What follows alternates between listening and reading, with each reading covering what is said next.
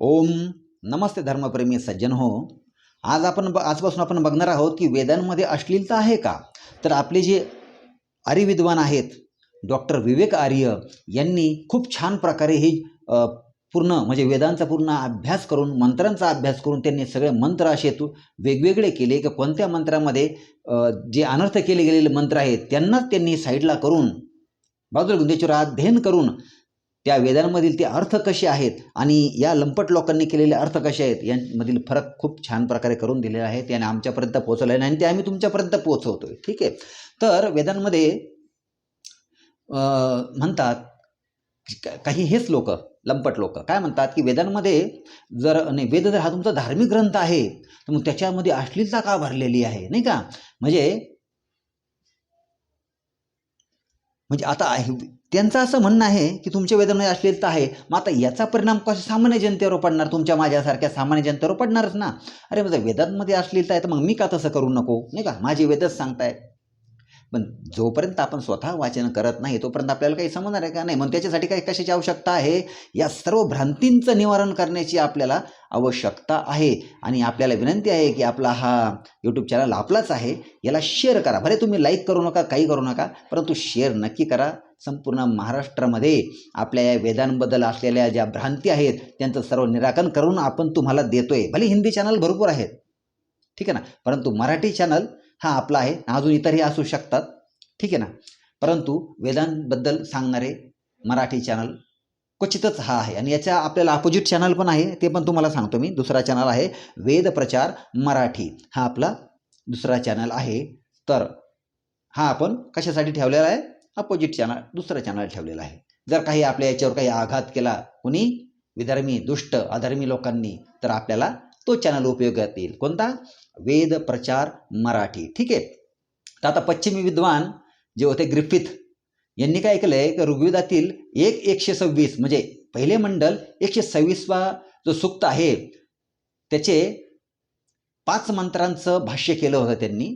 त्याच्यानंतर जे शेवटचे जे 2 मंत्र आहेत त्यांनी त्यांचं भाष्य केलेलं नाही. म्हणजे याच्या परिशिष्टामध्ये त्यांनी लॅटिन भाषामध्ये त्याचा अनुवाद केला आहे आणि याविषयी त्यांनी टिप्पणी केलेली आहे की या मंत्रांना वाचल्यानंतर असं वाटतंय की मानो हे मंत्र कुण्या तरी असभ्य उच्छृंखल आणि व्यसन नसलेल्या, व्यसन म्हणजे बैलाची जी व्यसन असते म्हणजे बेलगाम, मनमौजी गडरिये के प्रेमगीत के अंश हो, अशा प्रकारे हा ग्रिफिथ आपल्या वेदांविषयी म्हटलेला आहे. कारण त्याला अक्कलच नाही ना. त्याला जर अक्कल असती, संस्कृत भाषेचं ज्ञान असतं नाही का, व्याकरणाचं ज्ञान असतं, संस्कृत व्याकरण महत्वाचं आहे, त्याचं ज्ञान असतं, त्यानं असं बोललंच नसतं. परंतु त्याला आपल्याला आपली ही संस्कृती बिघडवायसाठीच या लोकांनी खूप मोठं कार्य केलेलं आहे. ग्रिफिथ, मॅक्स मुलर,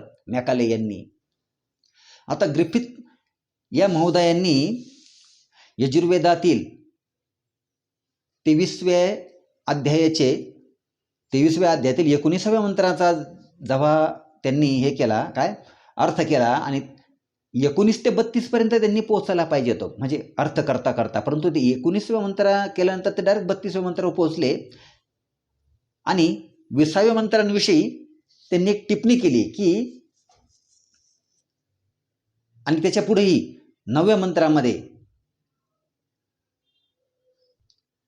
पुढील 9 मंत्र का की युरोपातील कोणत्याही सभ्य भाषामध्ये वर्णन करण्यायोग्य हे नाही असं लिहिलंय त्याने ग्रिफिथनं. ठीक आहे. तसंच 30 आणि 31व्या मंत्र वाचल्यानंतर मनुष्यांना कुठल्याच प्रकारचा लाभ होणार नाही असं हा ग्रिफिथ लिहितोय. ठीक आहे. तर जे विदेशी विद्वान आहेत,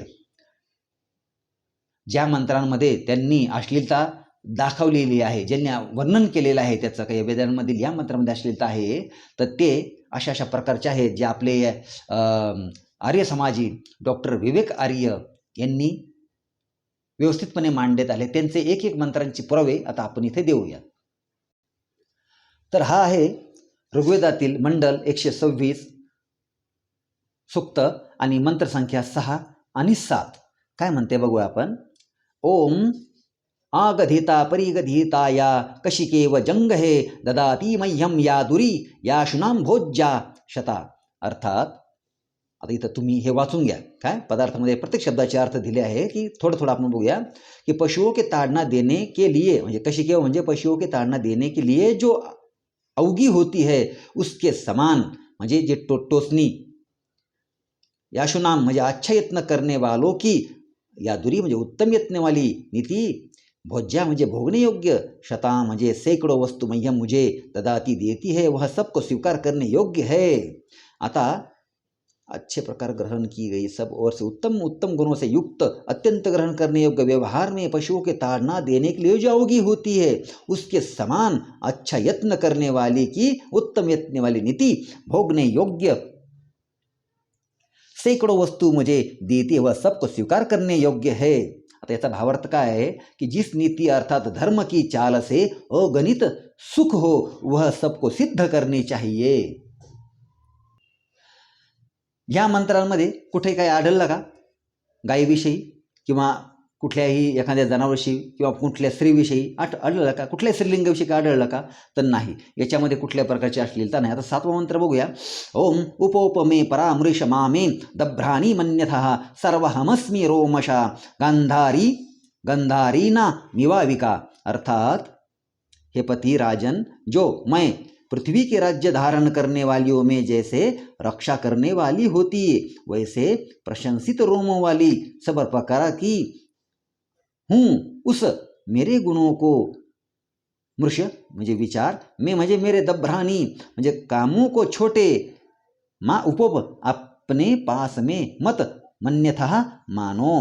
आता याचा भावार्थ काय आहे की रानी राजा के प्रति कहे कि मैं आपसे न्यून नहीं हूँ, जैसे आप पुरुषों के न्यायाधीश हो वैसे मैं स्त्रियों का न्याय करने वाली होती हूँ, और जैसे पहले राजा महाराजाओं की स्त्री प्रजास्थ स्त्रियों की न्याय करने वाली हुई वैसी मैं भी हूँ. म्हणजे काय असतं की जसा पुरुष न्यायकारी आहे राजा, तशीच राणी ही स्त्रियांचा न्याय करणारी असते. ठीक आहे, त्यांना दंड देणारी असते. आणि तिने जर काही केलं तर तिलाही दंड देण्याची व्यवस्था आपल्या मनुस्मृतीमध्ये आहे. अरे राजा राणीला, ब्राह्मणाला, वैश्याला, क्षत्रियाला, शूद्रांना सर्वांसाठी दंड विधान केलेलं आहे. आणि सर्वात जास्त दंड विधान ब्राह्मणासाठी आहे, हे लक्षात घ्यायला पाहिजे आपण. ठीक, त्याचा आपण दाखवू तुम्हाला पुरावे मनुस्मृतीमध्ये. सर्वात जास्त दंड ब्राह्मणाला आहे, त्याच्यानंतर क्षत्रियाला आहे, त्याच्यानंतर वैश्याला आहे, सर्वात कमी शिक्षा जी आहे ती शूद्र वर्णाला आहे. ठीक आहे. आता पुढचा मंत्र बघूया. ऋग्वेदातील हा मंत्र आहे ऋग्वेद मंडल प्रथम 164 सूक्त आणि 33वा मंत्र. काय म्हणतो हा मंत्र? ओम द्यौर्मे पिता जनिता नाभिर्त्र बंधुर्मे माता पृथिवी मह्यम उत्तानयोश्चन्वो रियो निरंतरत्र पिता दुहितुर गर्भ माधात. ठीक आहे. आता याचा आपण भावार्थ बघूया. भूमि और सूर्य सबके माता पिता और बंधु के समान वर्तमान है, यही हमारा निवास स्थान है. जैसे सूर्य अपने से उत्पन्न हुई उषा के बीच किरण रूपी वीर्य को संस्थापन कर. वीर्य काय सांगितलंय? किरण रूपी वीर्य, की जे इथं जीवन देतंय आपल्याला, त्याच्यामुळे आपली इथं उत्पत्ती होत राहते. ठीक आहे. वीर्याचा अर्थ सरळ सरळ घ्यायचा नसतो, तिथं दिले कारण. संस्थापन कर, दीनरूपी पुत्र को उत्पन्न करता है, वैसे माता पिता प्रकाशमान पुत्र को उत्पन्न करे. आता या ग्रिफिथने जे जे अर्थ केलेले आहेत,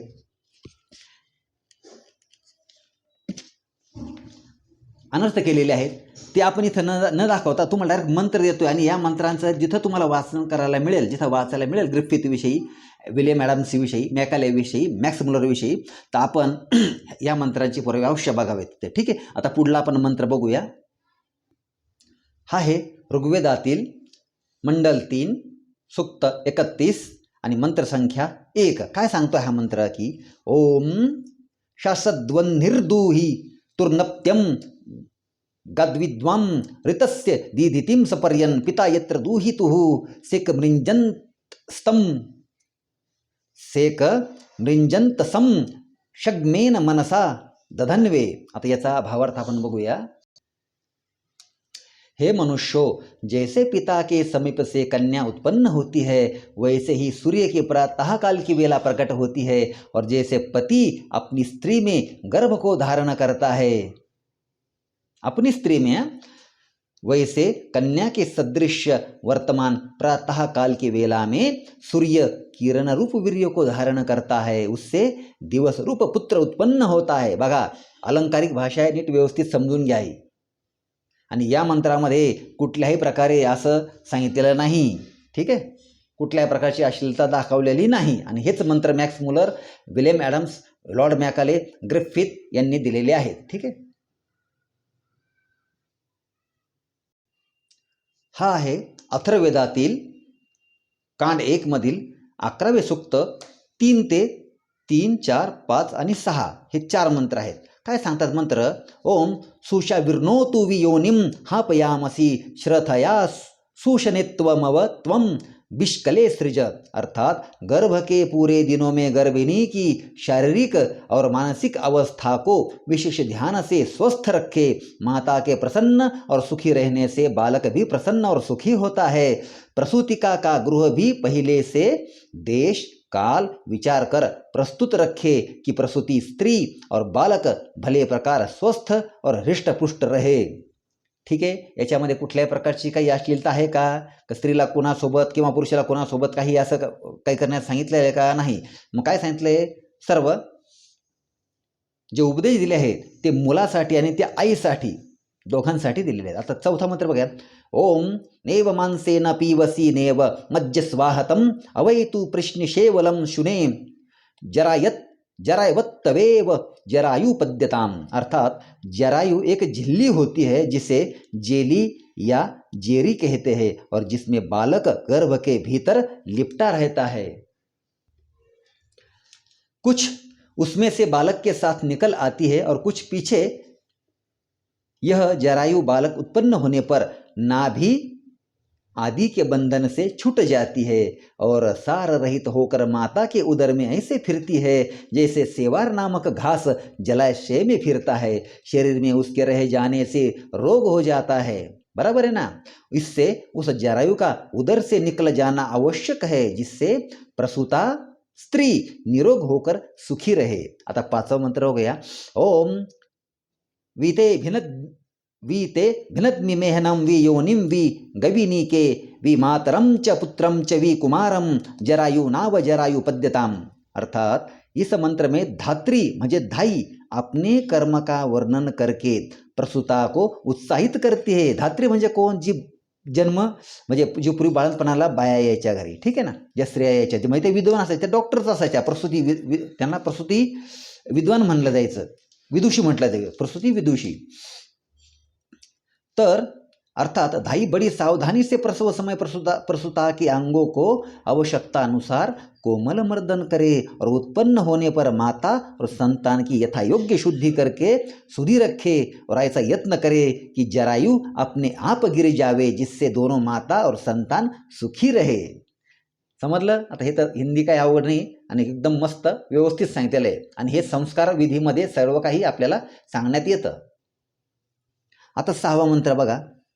ओम यथा वातो यथा मनो यथा पतंती पक्षिणः एतत्वं दशमास्य साकं जरायुना पताव जरायु पद्यताम. अर्थात 10वें अध्याय 11वें महीने, 10वें अथवा 11वें महीने में बालक माता के गर्भ में बहुत शीघ्र चेष्टा करता है, तब वह उत्पन्न होता है और जरायु व जेली कुछ उसके पीछे निकलती है. आता हे जे इथं काय सांगितलेलं आहे ते स्त्रीच्या, मातेच्या प्रसूतीच्या वेळेचं वर्णन केलेलं आहे. इथं पूर्णपणे त्या बालकाची आणि त्या मातेची काळजी घेण्यासाठी तिथून कोणता कोणता कसा कसा स्राव निघतो, त्याला कसं बाहेर काढलं पाहिजे हे कोण सांगते आपल्याला? ही धात्री सांगणार, ही धात्री करून देणार. ठीक आहे, आजकाल आपण दवाखान्यात जातोय ती गोष्ट वेगळी आहे, पण पूर्वी या स्त्रिया असायच्या. ठीक आहे,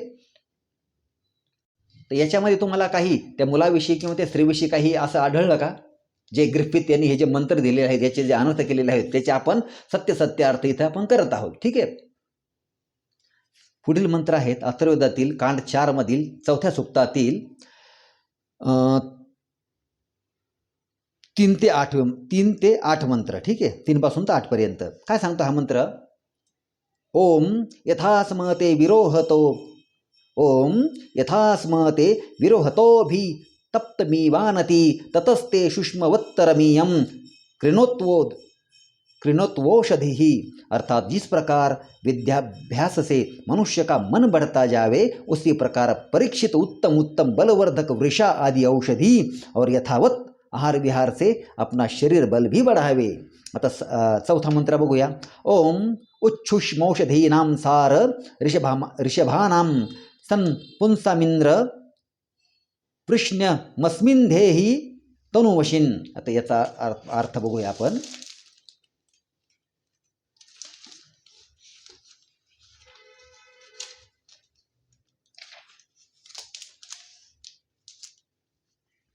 भावार्थ, सद्वैद्य प्रयत्न करे कि उत्तम सारवती बलवर्धक वृषा आदि औषधियों के सेवन में मनुष्य ऐसे वीर्यवान हो कि शूरवीरों के मध्य उनके बल की प्रशंसा होवे. काय हो वीर्यवान याचा अर्थ काय की फक्त संतानोत्पत्तीसाठीच वीर्याचा उपयोग करावा, अन्यथा वर्षभर त्या वीराला शरीरामध्ये साठवून ठेवावे, कारण हेच वीर्य आपल्या सर्व रोगांचं निवारण करणारे आहे. म्हणून त्याची रक्षा करावी आणि जो वीर्य रक्षा करतो तो पराक्रमीच होतो. हा काय वैदिक आपल्याला उपदेश आहे आणि ते प्रत्यक्षात उतरवलेलं आहे. आणि आपण असे वीरयोद्धा आपण बघितलेले आहेत, आत्तापर्यंत ऐकलेले आहेत. श्रीरामांपासून श्रीकृष्णांपासून तर आपले राजे महाराज तर छत्रपती शिवाजी महाराज, महाराणा प्रताप वगैरे हे सर्व वीर अशाच पद्धतीने वीररक्षण करूनच या सर्व लढाया जिंकत होते आणि त्यांची कीर्ती पसरत होती. का? जसे संताजी घोरपडे वगैरे त्यांचे महाराजांचे सेनापती. ठीक आहे ना. तर अशा प्रकारे आता पाचवा मंत्र बघूया. ओम अपम्रसः प्रथमजोथो वनस्पतीनां उत सोमस्य भ्रातास्यु तार्शमसी कृष्ण्यम, अर्थात उत्तम जल और उत्तम वृक्षों और अन्न आदि को के यथावत सेवन से मनुष्य ऐश्वर्यवान और बलवान होते हैं. बरं का. आता सहावा मंत्र बघा. ओम अद्याग्नि अद्य सवितरद्य देवी सरस्वती अद्यास्य ब्रह्मणस्पते धनुरीवा तानयापसः. याचा भावार्थ काय आहे कि मनुष्य यथावत औषधि सेवन से अपना शारीरिक और मानसिक बल बढ़ाकर अग्नि, सूर्य आदि पदार्थों और अनेक उत्तम विद्याओं से नित्य उपकार करता हुआ ईश्वर के आश्रय से अन्न आदि प्राप्त करके अपना राज्य और सुख फैलावे, जैसे धनुष्य को लक्ष्य के लिए दृढ़ ताणते हैं. आता याच्यामध्ये आपल्याला काय समजलं की औषधी सेवन कुठलं, जडीबुटी वनस्पती औषधींचं सेवन करण्यास सांगितलेलं आहे, ना की आपल्याला हे इंजेक्शन्स वगैरे. ठीक आहे, इमर्जन्सीला ठीक आहे हे, परंतु आपण सगळ्यात जास्त आपण आयुर्वेदाकडं वळालं पाहिजे, कारण ते जे औषध आहेत ते आपल्या पूर्णपणे त्या आजाराचं मुळासकट निदान करतात आणि हे आपल्याला तात्पुरता आराम देतात ह्या गोळ्या औषधं, आणि नंतर आपला कुठला एखादा पार्ट हे डॅमेज करून टाकतात. ठीक आहे. आता आपण एक काम करूया. आता हे 2 मंत्र झाल्यानंतर आपण याचा दुसरा भाग बनवूया. ठीक आहे.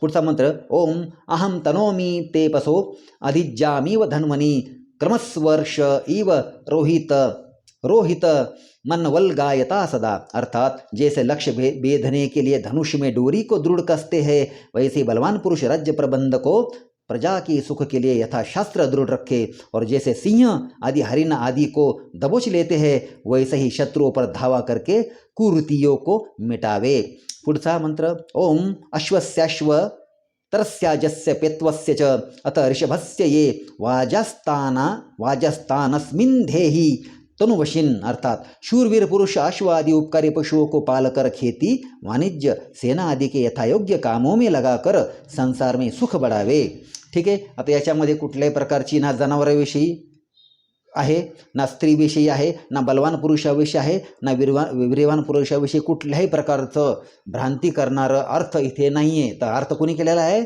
ग्रिफिथ यांनी. ठीक आहे. आता आपण पुढल्या भागात भेटूया पार्ट 2 मध्ये. ओम नमस्ते.